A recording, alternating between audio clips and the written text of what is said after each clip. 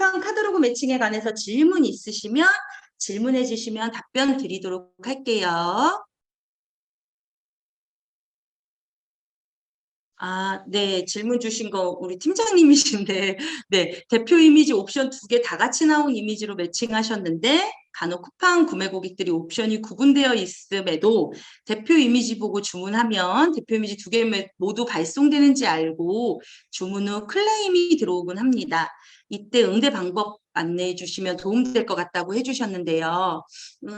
맞아요. 그럴 수 있어요.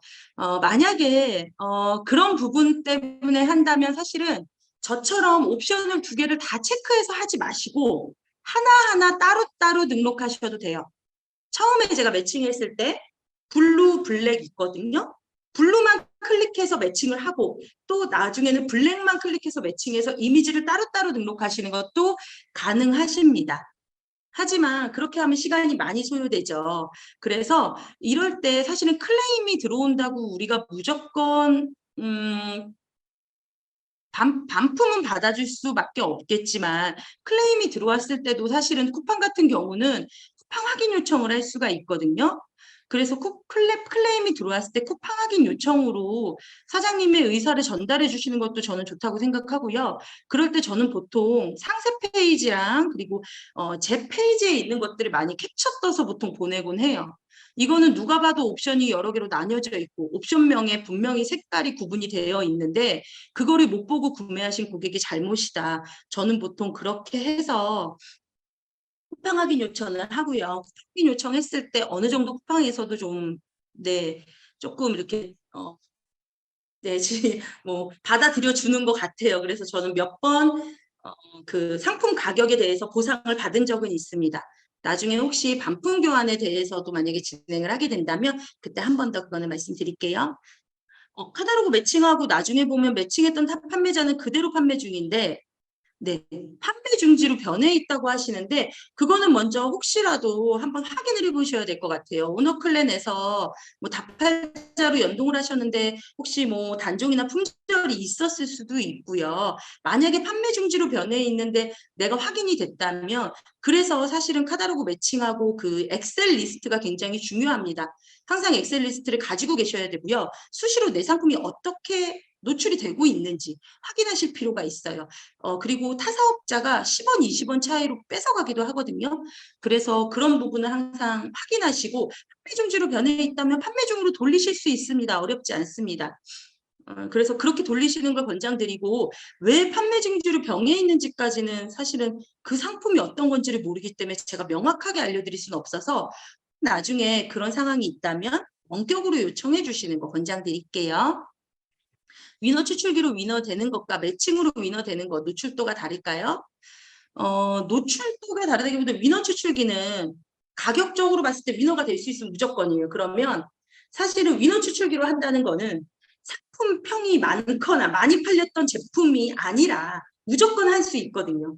그러면 당연히 위너 추출기로 돌려서 100개가 되는 것도 중요하겠지만 내가 정말로 이 상품이 팔렸던 상품을 위너로 잡는 거. 그거는 상품평을 제가 다 가져온, 다시 말해서 훔쳐오잖아요.